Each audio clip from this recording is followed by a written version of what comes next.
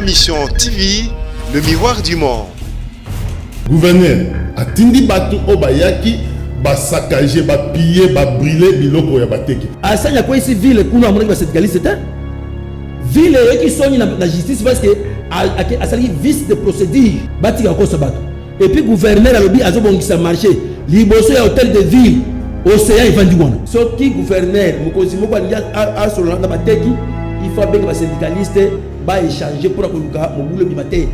A violer ngo pendant que bateki bazana confinement, yé abuki siko biloko. Ndeko DJ Lola, ndeko nani maître John ya Busele Mozali. Bako kangama. Ndeko na Alpha akozwa maloba d'abord bureau ya bango moko mawato, bureau ya biso moko ya syndicat ya marché central. Tout est emporté. Dès le 9 février, le gouverneur Gentini Ngobila bengisi biso.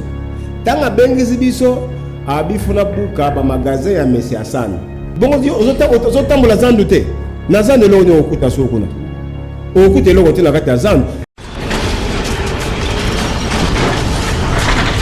Ma mission TV, le miroir du monde. Nazana esengo ya koyeba ke boza ebele liboso ba etano na bino ike batata ba mama bandeko mbote pe boye malamu na émission en sembo ndenge tolobaka yoko sembo émission ya lisolo sembo émission ya makanisi sembo émission bito kutanaka pona kobeta politique pe masolo masusu matali kita ekolo lelo politique te lelo to kobeta masolo matali bongo kita ekolo. Merci d'abord na équipe technique MCB ya Mavinga Rodi Luwado Kisine son grand retour mwana ya Yolo mwana ya avec club Couparbo la wazali bosona ngai Mike Kamoka na réalisation, Guim pour tous les grands maestros, chef d'antenne, Samson Ilunga, Joël Pembele, Bangonde Bazana, exploitation. Merci Nabino, vous êtes à travers le monde, grâce à YouTube, ma mission TV, il y a Bibi Kapinga. Vous avez belé, vous avez na Belgique, na France, na Allemagne, na Mexique, na États-Unis, na Canada, na Allemagne, partout, vous avez na Brésil, na Maroc, na Tunisie. Mbote, na Baïban, so bazana Tunisie, au Balandarabiso, pe bobenga à tout moment. Pembote na Inde, bana Inde baza ko senga que ndenge gouvernement kenaki ko zwa baninga mususu ba congolais mususu baza na Dubai ba benga po ba yebisanga ke ndeko Gilles beta pe tangwa pa ya mama ministre ya ba affaires étrangères ba pe ko zwa biso na Inde awa toyaki commerce bon bana to kangama pona COVID-19 mais bazoya ko zwa biso te to tala kana ba etando yike depuis Inde to zomona oya Brazza bazongi oya Dubai ba congolais ba kene bazongi biso to kangami kaka awa. Je crois que mbela na bino na beti yango. Merci en tout cas de partout. Sembo ya mokolo lelo bandeko batali ba o bandaki sembo elekaki mokolo yenga o elekaki to yambaki bongo mon mboka maître John chargé de mission gouverneur ya ville province à Kinshasa to yambaki bongo ndeko Didier si je ne me trompe pas Didier Omombo si je ne me trompe pas Azabongo président intersyndical ba vendeur ya marché central babetaki masolo etali bongo réhabilitation ya zando monene ndenge balongoli batu ndenge bafungoli banzela na Rwakadingi na Kato na Itaga pona kozongisa yango ndenge zalaki mais na suka batangaki kombo ya mabengami o kala mingi te bokomona bango na kata ba etando ike la déontologie journalistique oblige bato yo batanga komona bango babengaki bazana droit bazana faut pesa bango droit de réponse ba ono surtout ba sala musala auto sala ka ba ebi que droit de réponse eza bongo pona mutu soki batangi komona ye aza na mbela wana ba aza na obligation wana ya ko sala droit de réponse ne to ba la déontologie journalistique oblige à moins que yebi musala te soko yebi yango soki batangi komona mutu na émission wana aza na droit de réponse na ye pona yango bandeko batali toyambi lelo ndeko Guilin Lokofo Longanga Oyazabo na bani Rodi Luwada Rosoye ndeko Guilin Lokofo Longanga zabongo président national du syndicat national des vendeurs du Congo yewana bozomona ba etando ike ndeko Guilin Mbote ndeko Jules. Voilà pembeni ya ndeko Guilin tozabongo na Alpha Sadiki azabongo président national de la dynamique syndicale de la masse laborieuse du Congo ndeko Alpha Sadiki ope batanga ikombo Mbote ndeko Zulu. Voilà, bah zappé na moi échantillon. Il y a ba vendeur, il y a marché central, il y a Kinshasa, mais tout ce qui a mis balé, bango ba kolobate, bango bakoloba te bato bakolobaka eza ndeko Alpha na ndeko Guilin misusu baza libanda po tokokai kotondisa bango na kati ya plateau te baye kosiéger ngai awa na ndenge ya kosakana te babi toza mpe na droit de réponse. Alors direction générale epesi mitindo lobi non ndeko Zulu il faut opesa bango mpe micro baleka na même émission na même temps d'antenne bango mpe basala droit de réponse na bango. Alors ndeko Guilin Lokofo, état de lieu, il y a Association nationale des syndicats nationaux de vendeurs du Congo. État de santé, non, plutôt.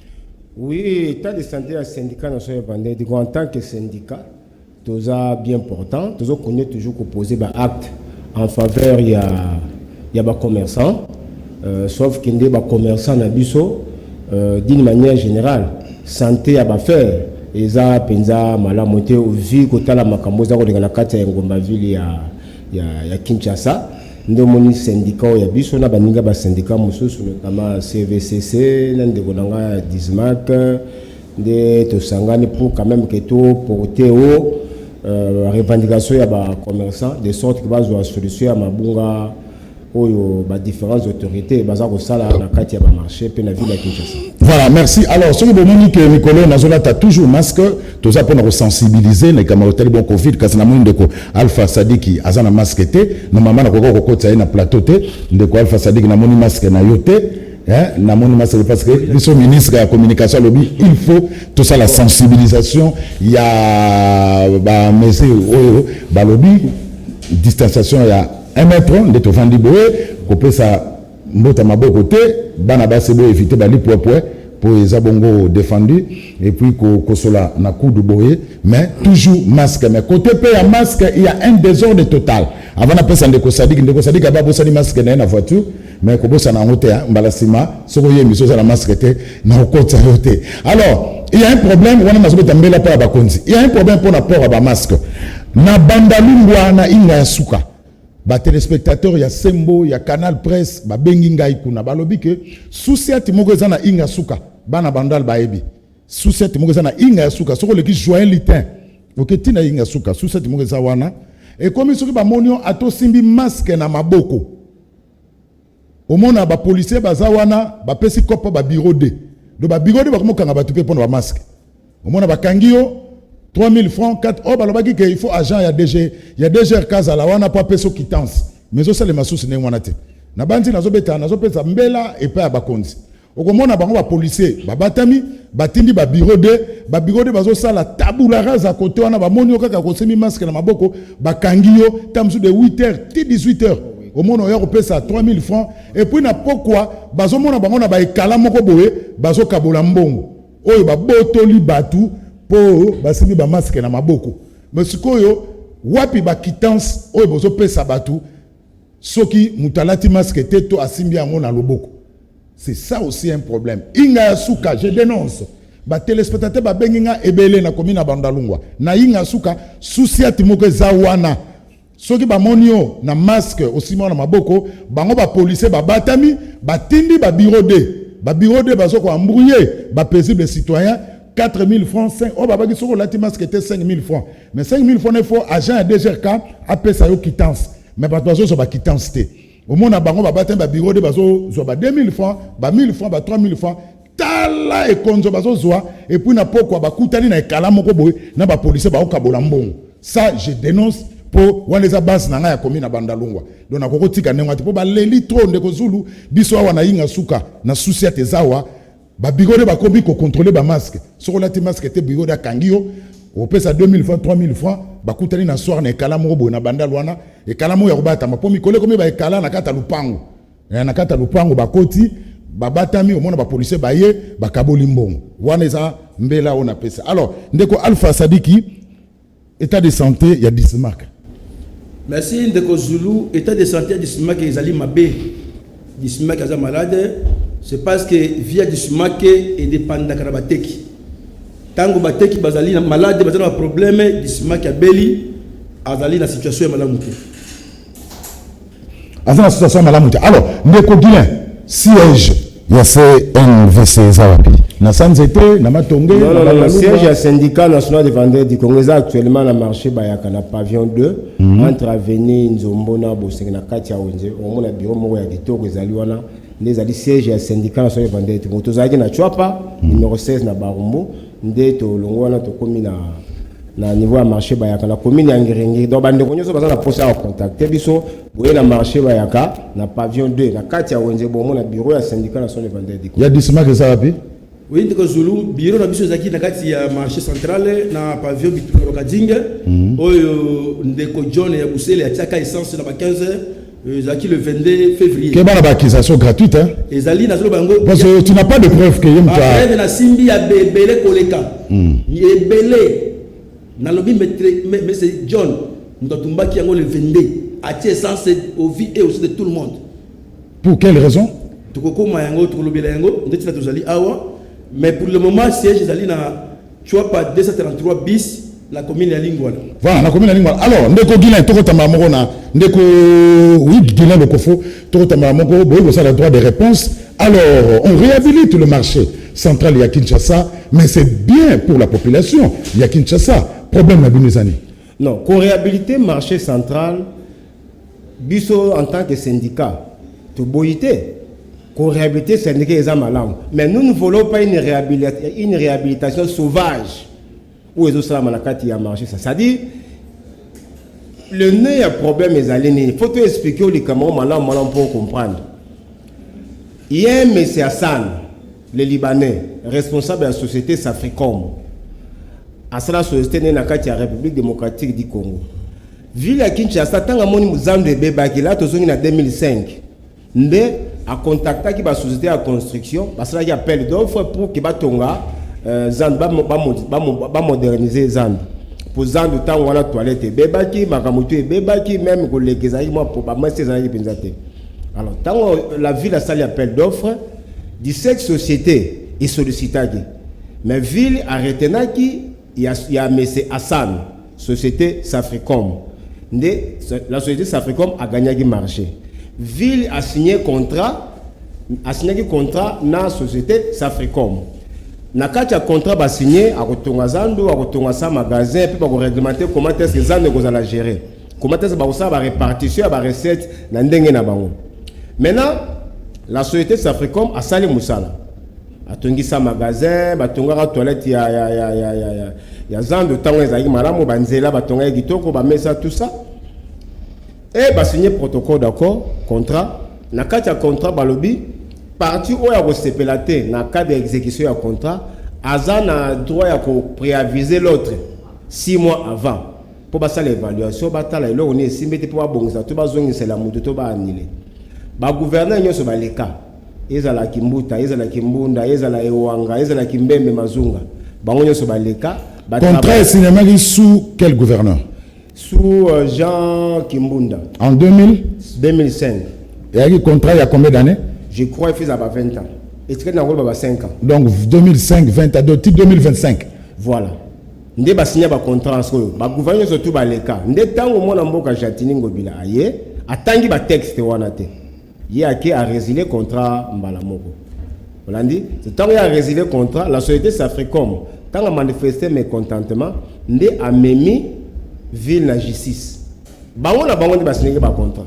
Quand on a mis ville na justice, la cour d'appel, il y a des gens qui ont gouverné la ville de Kinshasa. Il faut cour d'appel à dire que oui, l'élection dans la ville de Kinshasa et ça, il y a des gens cour d'appel est condamné ville. Ville à quoi? Ville à mon non. Condamné la justice a interjecté appel. À quel conseil d'État? Conseil d'État est quoi ici sous ville et l'on ici société Safricom. Ville est yokité et que le ministère de l'Intérieur pas vice-premier ministre Gilbert Kankonde. Balagisi ba dossier, la société Safricom et lagisi ba dossier. Ville à quoi? Ba interdit ville ba ko buka ba magasin té. Il faut travailler conformément au protocole d'accord au Bosigna. Ville est yokité et que la vice primature de la justice. Ba comme pekuna ville ko yika ba yebsi ville ko meka makambo na te commissariat général et commune même général Kasongo ba sécuriser marché ba buka ba nité ndé le 9 février le gouverneur Gentini Ngobila bengisi biso tanga bengisi biso abifuna buka ba magasin ya monsieur Hassan na bengisi pona buka passe ba justice wana et pesier raison et ba kondina biso ba pesier kaka raison mais moi en tant que gouverneur fona buka biso de tunier depuis aux gouverneur justice na cour d'appel oyoki yango te, conseil d'état oyoki yango te, mamambo ya gouvernement oyoki bango te. Alors c'est que comme mokonzi mboka mais ça m'a quand même surtout comme tel. Mais pour nous, notre problème, c'est la sécurisation de nos vendeurs, de nos commerçants, la sécurisation des affaires. Et puis, mon tour, on fout le magasin à Zando. Il faut aller dans le foot en bon et pas à Nani. Conflit entre la société africaine et la ville, c'est là où le Sénégal intervient. À tel moment, il y a un non, justice a payé raison dans la moto. Ndé maintenant, tant qu'il y a peur de Makamounion, surtout on a chute libre, ndé qu'on a vu la Kinshasa, à quoi pas abisso ba commerçant. Abandé au bout on a le Wakading. À te faut pas fongolanzela, il faut ça là. Mais Wakading peut ça les banamike, les arabes véhicule, les arabes quota, ko banda bokasa tika ça vous. Landa biso. Oui. Pour qui a venir Wakading. Peut-être bon, peut-être ceux qui vivent dans un pour ça, nzela font amani tout ça, azala ba raison, azala ba projet. OK, toujours observer, mais il les fait sans qu'informer le syndicat, aïe bisala bamba monek tala mukolo songolo la ville a eu décision bato ba bongama ba longola biloko la bango makamba yé ba décider confinement ya Gombe conformément en violation c'est-à-dire en contradiction na déclaration à chef d'État parce que tant que chef d'État ça a une déclaration le chef d'État n'avait pas parlé des marchés mais qu'à cela ne tienne en tant que gouverneur ba décider confinement ya Gombe tant ba décider confinement ya Gombe bateki bazongi na ndako bazozela soki confirmer ici bongo bateki baya koteka tala menande pendant que bateki bazala confinement nde mokonza ville à Kinshasa maître John Didier Lola on a landia au lobby bazali président intersyndical ya bavandeur na marché central alors que CSC ils allaient confédération syndicale des travailleurs de tous an ndenge moko tina bisuda ya ko jamais ko défendre ba commerçants et ndena tina wana pendant que bateki bazana confinement il y a beaucoup qui siko biloko basangani maître John Didier Lola bazu ba chege bazu ba petit na biso na quartier ngwaka wana batumbi biloko ya batu babuki ba mesa ya batu même na ba dépôt babuki cadena ya dépôt babimisi babalonyo so tombo za la carte batumbi donc c'est inhumain on est accusation gratuité c'est aux en preuve de bon papa tozolo bapamba bon ozotambola zandu te na zandu eloko nyo okuta so kuna okuta eloko te na kati ya zandu c'est-à-dire basali eloko babengaka pillage basali pillage basali démolition irrégulière donc baincendie biloko ya bato pendant que bato baza na confinement bazozela biloko ya bato ndeko ozomona o ye babuki te babuki dépôt ya masanga to babuki bazwi na mbongo bekei ndeko na Alpha akozwa maloba d'abord bureau ya bango moko mawato bureau ya biso moko ya syndicat ya marché central tout est emporté c'est-à-dire bato bazate bango ne passe bango ba désaki confinement ya Gombe ba sécuriser pour côté na kati ya commune ya Gombe il faut ça na badge siko soki badge za to okota te siko bato baza kolela bato bazali et puis soki oye pour côté na kati ya zana sécurité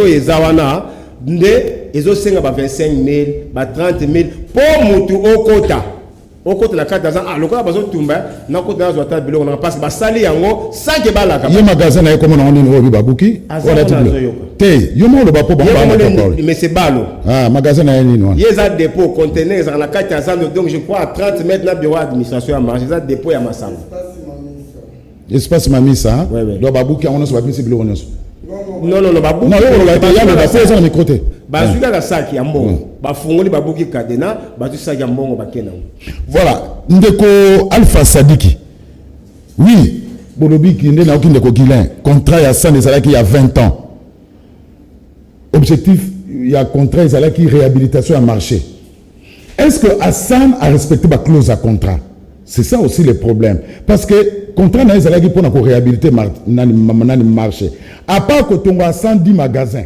Qu'est-ce qu'il a encore réhabilité? Parce que solo ezali na zandu. Toilette wana maïa ba faux septique. Ezako le place batu baza koteka. Hassan n'a rien fait. Ndeko Sadiki. Mais vous vous comptez pourquoi? Merci Ndeko Zulu. Et puis singa iko seka. Nakalisi Ndeko Guilé apesi et yana mukuse par rapport à Messassane. Contrat et lobby boyi. Soki kamoko esepeli na lolenge ya mabe ya kamususu te. Nakati ya contrat et le moment qui nyonso. Soki ville a constaté que Messassane azali ko respecter contrat te. balobaki bakokende na arrangement à l'amiable. Mais ils respectent en 15 ans. Le contrat, tu n'as pas respecté le contrat. Loba, on s'en va loba. Le locataire nandaku, azali ko bebisa ndaku na yo. Okolomuka na tongo yise berenda kunangai parce que a bebisa ndaku. Il y a une procédure à suivre. Ce n'est pas ça. Il y a une procédure à suivre. Oko bengana nuit à l'amiable, bo solo li na ye, o talisi ye, ce qui a sa mandate. Et à ce moment-là, au saline. OK, je l'ai pris à vie dans l'état. Mais l'oko de Kozulu. Et l'autre le gouverneur de la ville à Kinshasa, Sali, laisse-moi vous dire la vérité.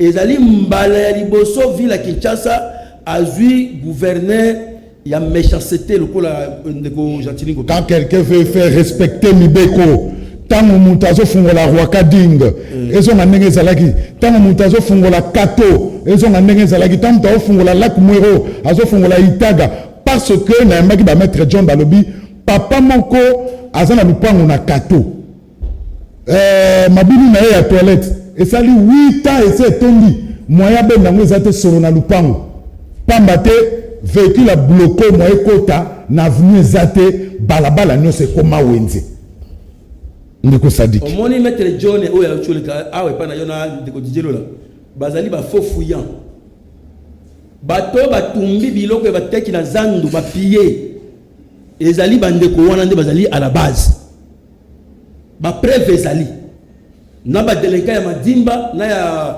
ngwaka wana ba faux fouillant ndeko Zulu oui marché kato ezali na arrêté signé par le gouverneur de la ville arrêté ezali mais kato ezala kansela mais ezala makadamisé balobi les sols et les sous-sols appartiennent à l'état oui l'état lobi balabala oyo na signalango arrêté comme weze ayi en arrêté oui ba projeté vendre vendre te balamu na tonga comme ça moi non boso baninga basolo opération bango tika balabala ya l'état polele mais ceux qui avec balabala ba peut ça arrêter pourquoi ça c'est un et ceux qui ont que ezaki mokozi au pesa yango mikanda et que olingo zongi sango zela la première des choses au kolukana ko abroger document wana et s'il fallait apprendre au déplacer bateau et nangina informé au bout et zali na arrêté ça 58 il y a cadre permanent de concertation il y a ville à Kinshasa oyo etiama soki gouverneur mokozi moko a solo na bateki il faut benga ba syndicaliste ba échanger pour koluka mobulo bimate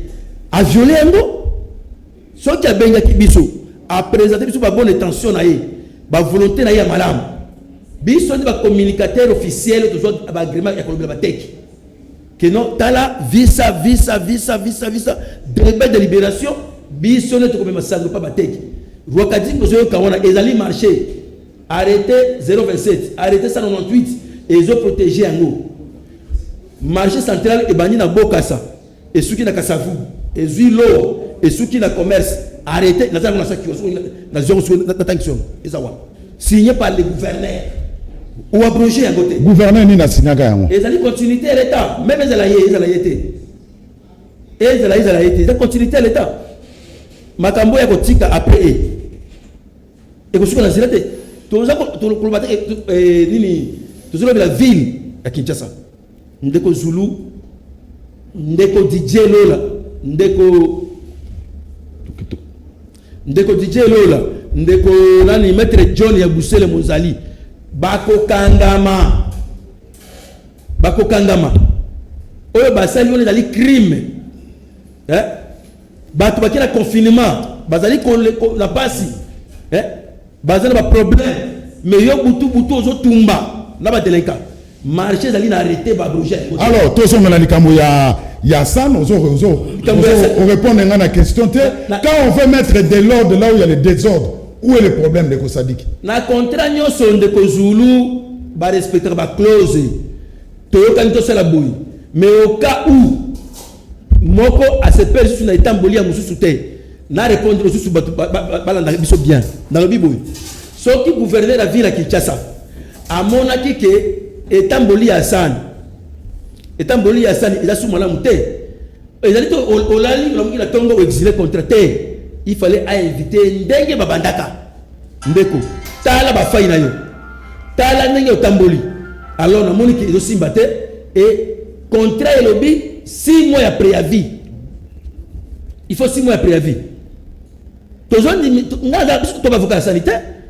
asanya kwa ici ville kuna amona ba syndicaliste te ville qui sonne la justice parce que a sali vice de procédure. Mais c'est tout à fait normal parce qu'on vous accuse Guilain Lokofo Sadiki Bozana Saki Hassan yango bozo côté là parce qu'ils ont respecté mes côté ville qui c'est ngezo ça no nege zalaki parking ezo ngandenge zalaki na kati ya Zandu bino lokola bozana kati ya Libenga ya Hassan bozo côté là oyo a respecté même pas contrat. Ndeko il y a ceci omoni tozonga na likambo avant de répondre likambo question tu poser toza likambo ya kato oyebike miko elegaki kaka ye Gimi Showana kaka ye Didier Lola na bourgmestre ya commune ya Kinshasa c'est ordre ya gouverneur batumbaki biloko ya ba commerce na marché kato batumbaki ba biloko ba magasin kangami presque un mois na ba magasin banda koteka te mais lelo yo batumbi biloko ya batu na Zando babi batu na baya koteka na marché kato mais aleki lobi na TV alobi ki non mutu azalaki na itaga moyen baba pepa toilette na ezate po bateke bazalaki na balabala mais lelo kende sko itaga yango ba balabala yango okomona batie batu pe bourgmestre atindi batu ba percevoir ba fiche de 15 000 francs congolais na moteki na sinistré na minute na itaga batu bazongi oui kende itago mona batu bazongi batu bazoteka bazosinga bango 15 000 francs ya fiche d'occupation bourgmestre ya commune la Kinshasa kita na terreau mona donc ça dit mutunyo so azana Zando ville autorisé ba ya koteka na marché kato pendant que il y a un mois passé ba tumbaki biloko ya batu bateka ki biloko te ozo comprendre que bazo gérer ville par tâtonnement tozongi soko na likambo ya messe ya Misasa ndeko une toilette construite en 2006 ti lelo 2020 ko dans même état ce qui je suis malamu. La ville devait à tout moment convoquer la réunion du comité technique de liaison. C'est la ville qui convoque. Mais Banda Basala Batonga Zando. Mais ça n'a pas ça dans la ville. Comité technique de liaison ville a convoqué la yangote. Akoma ko tia batnaye, akoma ko gérer makamuna ndenge naye, ko tina baja. Talaka marché le rôle ya Zando a plus de 200 agents. Mais na lelo ye Didier Lola azali syndicaliste et travailleur abi présent à intersyndical à marché central tous ces 200 travailleurs ndenge bango balobi o bateka na Zando lokola baza ko tonga siko complexe commercial parce que pour les ande wana Zando munene ekufa bakamata basala complexe commercial ba pesa na mopaya moko mososo mais na tous ces 200 commerçants ba yango biso ba syndicat to lobby. Mais ça sonne à cela qui moussana ye ba signé qui contrat après ça qui infrastructure na l'état tient ba marché sur marché central 10 ans passés Isaïe kitoko Isaïe bien ba mais Isaïe kitoko makambo Isaïe bien toilette Isaïe kitoko Isaïe propre mais sa gestion étant donné que ça opaque mbongo so yo côté na ville et sur la destination mususu na personne d'agisa ville so côté ça 6 millions par jour Zando. Mais à ça, nous avons $2,000 par jour. Non. Nous avons pas de recette à Zando. Nous avons pas de recette à Zando. On a vu que close à compter. Nous avons pas de recette à Zando. Zando a coûté 6 millions par jour. 6 millions de francs. Des francs congolais. En dehors de ça, ils ont percevoir 48 000 francs congolais dans chaque magasin. Où ils ont la Zando. Comme dans l'OA, petit commerce. Marché, ils ont dans la ville. Ce qui veut dire la ville a suffisamment de moyens pour assainir le marché. Le loyo Guy Michaud Azawana, administrateur adjoint chargé des questions techniques, nommé par Chatini Ngobila, a salé plus de 2 mois. C'est bon que côté. Autant où il y a Wenze comme sous ça parce que lui réclamait pesant 2 millions, pas pesant 2 millions. 2 millions sont créés. Quand on est dans le baboy, 2 millions, on lui donne de l'argent. Mais Zando et bébé Koutoukoubé à partir de temps où il y a mon amboka Chatini Ngobila a 4 contrats Zando bébé les sous. Maintenant, biso ba commerçant. Tant que bango mibale bazobunda, nde biso ba commerçant dozo mona passe. Bande ko balongo na makanisike, biso dozo soutenir Misasane. On ne peut jamais les soutenir. Toko soutenir yena nini. Mais tant que l'état netingabo ya Guilain Lokofu parce que nous avons présent un syndicat, nous avons adhésé à la cour d'appel, nous avons adhésé au conseil d'État, mais il y a des vrais rebelles parce que à tellement adhésé à la cour d'appel, à tellement adhésé au conseil d'État, à tellement même mon condamné le vice-premier ministre de l'Intérieur, le vice-premier ministre de la Justice. Au Bapéki, c'est parce que Babi Mokonzi Mboka a zotambo la mokili mobimba pour attirer les investisseurs. Baya la kati Mboka, Bapé Sabala Mboka Misala. Mais si quoi ba oyo basala kati ya mboka wa soki boza ko décourager bango bozo sala makambo na lwenge longo bati elo ne sengela ya sala tango ya komi et sengela ya bengi sa société ça fait comme basala évaluation so ya moniga okata contrat oui mais c'est compté za 20 ans mais tout le monde est 5 ans mais la 15 ans tout le monde musa malongo salité basala évaluation mbongo ne tirali combien oh mbongo na tirali par exemple 5 millions ou tirali par exemple 10 millions bon la ville vous donne par exemple avance il y a 2 millions to repèse aussi bah se séparer à la merde comme ça ville soit dans la misala ya kosala abengi biso ba syndicat boya tengi to bongisa zando tengi to sala boy na période boye bozala kati ya zando te ndenge mona mboka andre kimbuta sala kana matete po batunga wende matete basala ndenge nini babengi ba syndicat to yaki na ville babimisi bateki libanda ya wenze ba cercle wenze mobimba batongi wenze esili bateki bazoki calmement batumbaki te. C'est pourquoi biso ba syndicat to lobai ke to kotika bango te. On va porter plainte contre le gouverneur monsieur Guy Michaud monsieur Didon et consort pour destruction pillage de babia ba commerçants. Merci na ko rappeler ba téléspectateurs que toto zo 3e mo bien ami eza bongo de ko Zola Johnny à CVCC ngelo banini collectif de vendeurs. On ba makasi po bala non ndako. Collectif de vendeurs commerçants du Congo. Collectif de vendeurs commerçants du Congo. Siège wapi? Siège na biso ezali na avenue du commerce. Avenue du commerce. Numéro combien? Marché local 5. Local 5. Alors, ndeko Zola. Ba komi na zana monene, ba pavillon monsieur koma ba kuzu. Ba pavillon monsieur koma baba. Mais quand on veut mettre de l'ordre, nous besoin de n'importe pourquoi. Bon en fait, ce que tu as dit ba pavillon monsieur koma ba kuzu, ba pavillon monsieur koma baba. Faute des années parce que place on a syndicat zate nangena zonga na mutuno tunaki olobaki ba syndicat bazali derrière les libanais mais en fait tant les libanais bandi ba démarche ya koyeba ko senga zanda munene je pense que syndicaliste azala kité on avait invité aucun syndicat pour que accompagner ba tant basali ba corps na bango biso pe tozala kité même une intervention au business to sali. Donc, nulle part dans la lettre, dans le passage, dans la presse, nulle part syndicat a soutenu mes associations. Et je pense que pour ce cas, syndicat côté, tant que gouverneur a bandi, qu'au Panzabiloko, il y a batté. Mais il parlait batté qui ont été avertis, qu'il faut que Fungo là, baba l'État. Ils sont avertis de Kosola. Ils sont aux alliés représentants dans Bango. Puis si Kanye batté qui averti. Bino bozali presse bisikani ni gouverneur aluka ki bino pour kaye bisabino ki bo avertir parce que dans zana bino pe batek ba gros avertir ezaki na chaîne ni émission ni donc nil part motika zaki averti to lali lobi to la muki to yokuta ni ke nyos ezali na se gouverneur atindi batu obayaki ba saccager ba piller ba brûler biloko ya bateki même pour ce cas ya confinement. Vous voyez que Bissoto yebi que Zanda Mouné est confiné parce que ça fait partie de la carte commune à Gombe. Alors, à notre grande surprise, de Yoka, que kuna opération M. Zaosana Mouné, dès que ça descend, qui est vérifié. Mais ndeko, ce qui n'a yebi c'est que ils ont battu sur Betamaki, ils ont battu sur Bakangami, Bakangi, ba téléphone na bango. Pourquoi? Parce que Akendaki pour Abimisabilo, on n'avait pas dû Bakangi. Ba foutier amende de $250. Alors, syndicat. Na makambwana azaliwa pour que bandeko ba les na télévision plus précisément l'émission na yo baloba de n'importe quoi contre ba syndicat et les gouverneurs azape na do benga na bisote na katazana s'il y a un conflit du travail il y a des procédures je pense que azala ba conseiller ou ba conseiller ba la procédure na ko utiliser pour que biso naie surtout dans la justice surtout que le ministère du travail inspection générale du travail ça on a. Alors, comme à un niveau, bah, dénigrer syndicat na télévision, ça, on n'est pas d'accord. Alors, Ndeko Sadiki, maintenant, ce qu'on a compris de Bino, il n'y avait pas une négociation avant Makamino Soto et Salema. Bino Bossa va syndicat. Est-ce que effort ni Bossa qui peut beaucoup t'en gouverner pour nous solo? Ndeko Zulu permettre ngala zonga moi Simamouké avant de répondre à la question.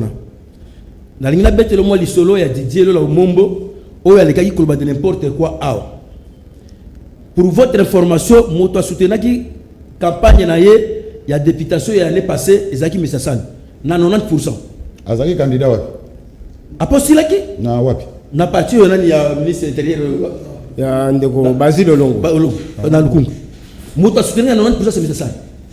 Ndeko Didier Lola et là on est tingé dans la guerre dans Messasani à 5 Messasani comme le mukanda j'ai la lettre chez moi à la maison que comme il pesa on est chez l'angai zando longola ba boué asani boy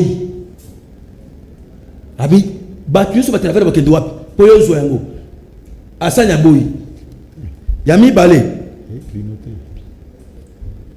balé pour votre information maintenant kaka ndeko DJ lo wana a 5 mesi asali $10,000 pour akambusa o Niger na ye mesi asani aboyi na liboso ya banki o TMB côté hôtel de ville nde ayebisi asani lokola oboyelinga na Zwazandu olongola ba ebouer ya le bien d'aller défenseur ba ebouer ba travailleur mais que dès qu'on négocie ba de la chômage asani aboyi a protéger ba travailleur wana o c'est qui a protégé asani asali $10,000 asani abina ko peso yango te nde bande la problème ya monsieur Didier lo na sani j'ai de preuves ils ont connoté des lettres où a combien la sani ils ont voilà il y a eu des négociations excusez oui cité par là OK na question monsieur OK banda gouverneur la ville Kinshasa a commis ndeko Zulu ba syndicat nyoso ko melie mikanda que to sengi to kutana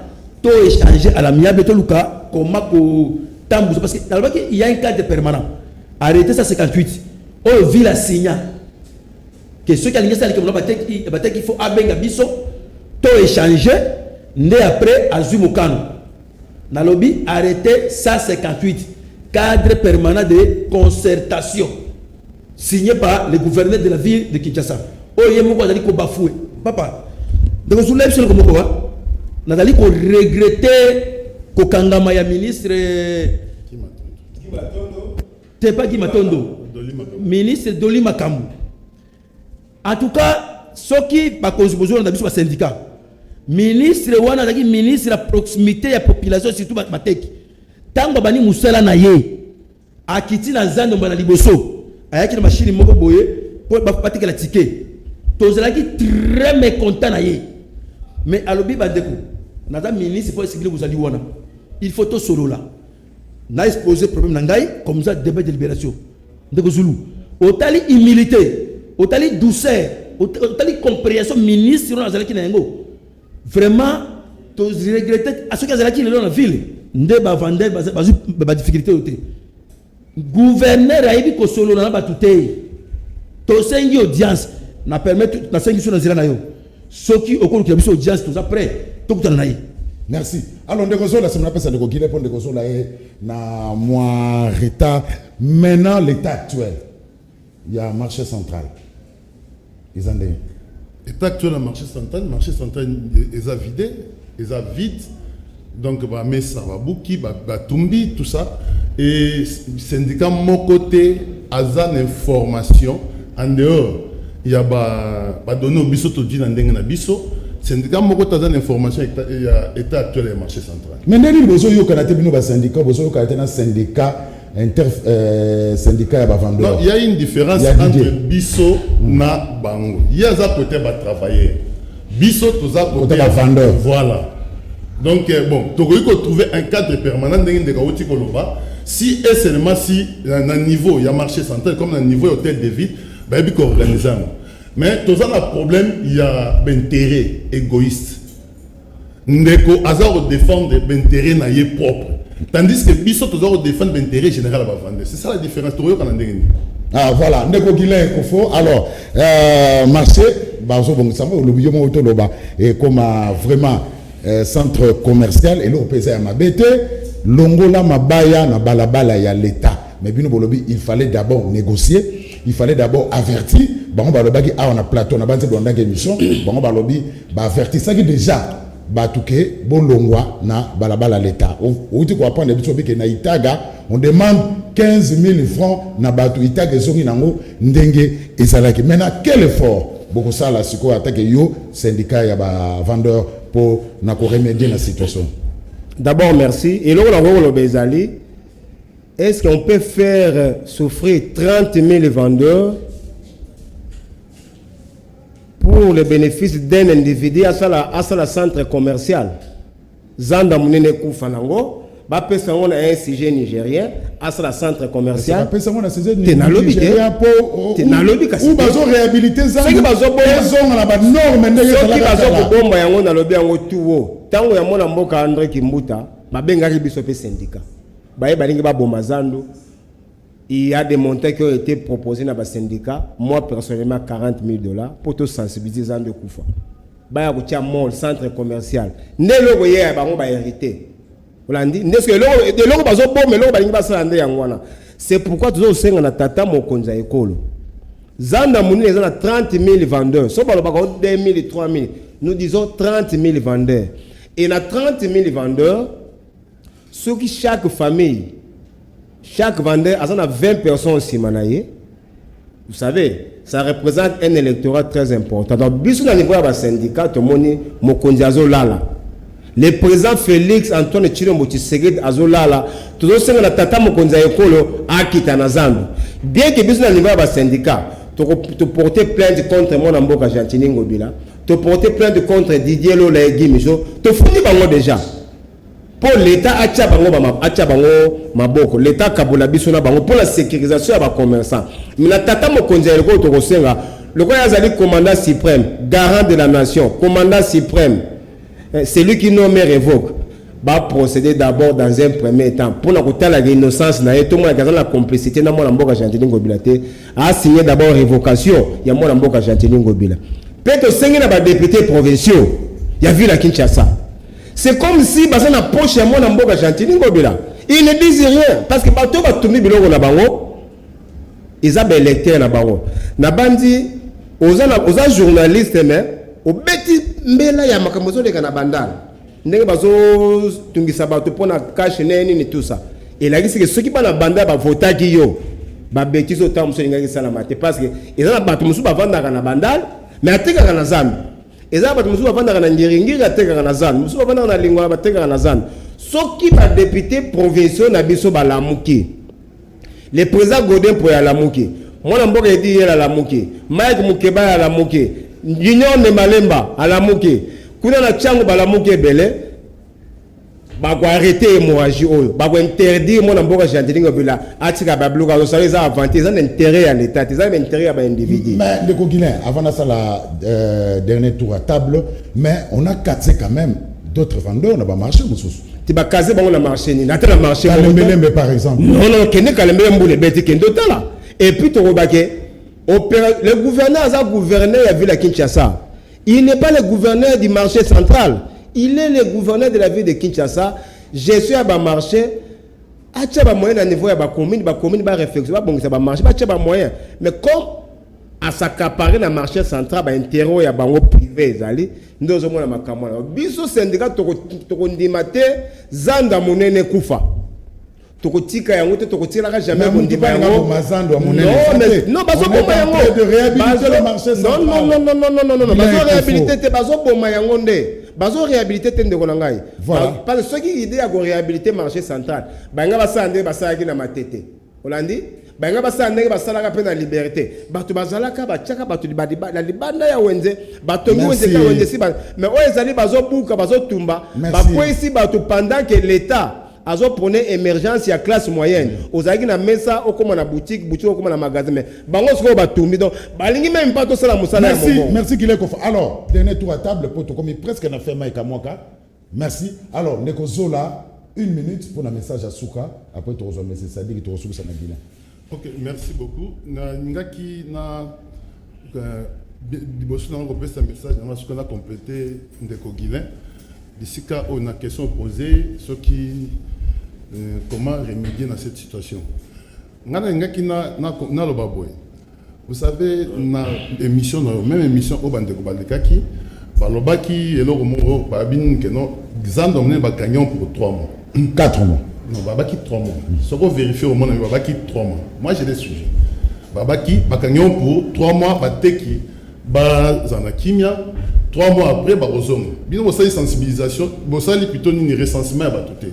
Borozong ça va na katia marché en plus c'est ça ba yebisa ki bazao ça supermarché en étage na habité ndeko ndako ni étage même ndako oyo zali pas aux ça l'émission na yo ba tonga un peu combien d'années Alors supermarché oyo et égorger ville à Kinshasa Mobimba et ça la 3 mois pendant temps on a telle place du côté ça donc bandeko baza na vérité te bazo balakuta alors toza au senga na camarade Otoloba na président de depuis Alamuka aza vraiment na pongi Alamuka ville à Kinshasa ce qui lelo mote ko ekoti et za matata le marché eza banyoza négligé bango balingi ba mema lukuta na bisika bakoma mema lukuta te ba marché biso to koli na ba marché to yebi ba réalité ba marché eza négligé Jantini Ngobila azali gouverneur à ville à Kinshasa sur azana posta bungisa marché nyos mais atika ko éparpillé et puis l'adresse est très importante na via établissement ya mutu alors mutu tanga za rechanger adresse naye bisika oyo azalaki atikaka ba référence lelo na kati ya marché central bo évacuer bato bo iboche bato na marché mususu est-ce que biso to roye banga na za na client na marché central na kendaka lelo na roye bisika ni azali. Merci. Ndeko Sadiki, 1 minute, mot de la fin. Oui, na yoka ki bandeko dijelo la leka ki balobi bazobeta mabaya ya ofele la bawenze na intervention la bango. Ndeko Zulu, mensonge pire et simple. Kende na Kalembelembe na laki za wana, mai plein na laki Kalembelembe. Ba oteka 60 cm na $50. Batika ko sabato. Et puis gouverneur alobi azobongisa marché, liboso ya hôtel de ville, océan evandi wana. Impraticable. Azali gouverneur de marché central kata depuis ayo ya kibokozika na marché central. Awakeni maloka mkoloni na kene mbunji mkoloni. Tokoti kayete ba syndicaliste ti akoti ka bateki na marché central. Et puis tokobanga ko ba vérité mon côté. Bazo teki la bateki table à 60 cm na $50 na marché Kalembele oza pour la lac. Ezawana. Allez vérifier ce qui dans cause. Alors, to batika ko so bateki na télévision, basi batumbi bateki kanisa ki bateki bako tomboka mais toko calmer bateki toko défendre na kati ya kimia toko koma na suka et puis ba okangai. Ndeko Sadiki, il faut faire très attention. Alors Ndeko Gile Lokofo, 1 minute, monsieur. Oui, d'abord le bosso to ndenge to bayanga to signer révocation à mon mboka Jantini Ngobila. Non révoqué. Mokonza mboka. Pour Asalini. Les actes à opposer pour la population. Bazoma c'est comme si Mokonza mboka dem dans tinda bango. Pour ba buka biloko wana. C'est pour te signer tata Mokonza ekolo. Ce qui était mudatindi bango pour ba bomazana. Pour ba kosala bazo baba sala supermarché na zande ba nyoso bazalate. Ça dit Mokonza mboka s'est réveillé, a signé ordonnance loi révoquant mon mboka Jantini Ngobila. Yami balé. Ya za Mokonza ville, alobi atindi bato bazo ba mesa na marché kato en attendant ça la supermarché de aventure na. Kasalanda asala pe suivre mon ndenge bazo ko tekela bateki wana 15 000 francs ya fiche, table $30 espace ya mabele $30 na commune à Kinshasa. Bisika o ya décidé ki batumbaki biloko ya bato. C'est pourquoi na repesa raison na mon mboka za ko regretter absence ya mon mboka de Lima Kambo, absence ya mon mboka Guy Matondo. Ces deux ministres là, ba wutina ba gouvernement parallèle, moko zaki na gouvernement ya Kimbuta, musa zaki na gouvernement ya Jantini. Mais ba ministre wana mi balé aujourd'hui se retrouve à prison, moko tala na misala ba onde ba ndeko ko sala. Esprit ya dialogue ezalaki. Lelo soki ba konza mboka ba ko bimisa mona mboka Guy Matondo. Ba bimisa libanda, ba député ba voter gouverneur ya ville ya Kinshasa. Ba bimisi mona mboka Jantini mona mboka nani? Dolima Kambo. Aye na ministère de l'Intérieur, babu zobo aussi là, baventure aussi là, mais nango to aussi la bateki bazala calme, tout en état d'urgence, tout ça bunda biso sur maladie à coronavirus, parce que ba kondi bazoma c'est comme si bango mo ndeka baza ko lutter. Oh biso nyoso pe tozo lutter pour que maladie wana ebima na kati ya mboka na biso ezonga pene siko yeutaki na kati ya Congo na kati ya mukimba toza na kimia bateki bazela toza état d'urgence ici là il y aura des grandes actions où il faut mener parce que tu veux combattre Mokonzambo parce que Félix Antoine Tshilombo Tshisekedi c'est une bénédiction pour la République démocratique du Congo. Merci Ndeko Gila monsieur Sili. Bando ko batali ezalaka sengo pona biso ya koyamba ba mabianga mi oyo to yambaki chargé de mission il y a gouverneur Jantini Ngobila na émission et les kaki passé na syndicaliste moko Guilin Didier Omombo Bolandaki batanga ikomona bango so balingi débat contradictoire bango obengisi peso maloba kona suka so boni débat contradictoire boye na Canal Presse voilà bango bayaki balobaki batanga ekombo na bango na oezo le cas na marché central d'après le gouvernorat ya ville province à Kinshasa marché central les on a pour ba réhabiliter yango mais ba syndicaliste ba l'équipe balobi bango balobi ba regretter la brutalité avec laquelle ba benganaki ba vendeur nyo surtout na ba balabala ndeti Itaka Lowa Lac Mwero Kato Louvois donc ba bengana bango ba tumbaki ba biloko na bango mais ba oto yambaki awa balobaki bango baza na opération ya tika balabala ya l'état polele la déontologie journalistique oblige batanga ba komona bango basengi droit de réponse c'est tout à fait normal to yamba bango yango pona bino bandeko batali to yambaki ndeko Alpha Sidiki azabongo président national ya dynamique syndicat de la masse laborieuse du Congo DISMAC en sigle hier azana Katiawa pemeni nae to yambaki ndeko Zola Johnny azabongo ya CVCC et puis to yambaki président Guilain Lokofo Longanga président national du syndicat national des vendeurs du Congo. Merci ndenge bolandi biso de partout ndenge na lobaki yango bolandi biso na Belgique, na France, na Mexique, na États-Unis grâce ya Bibi Kapinga ma mission TV. Merci na équipe technique grâce à la bango de bomona biso. Merci na Koupar Bola Freddy Rodi Douado Kissine son grand retour Msimbi ya Mavinga Soulemboyo Gimputu Maika Mwaka Soulemboyo Joël Pembele. Merci Bolanda rediffusion émission lobby dimanche 11h numéro Moussoussou ngana bino rendez-vous samedi prochain 21h30 Boutika Malam. Ma mission TV, le miroir du monde.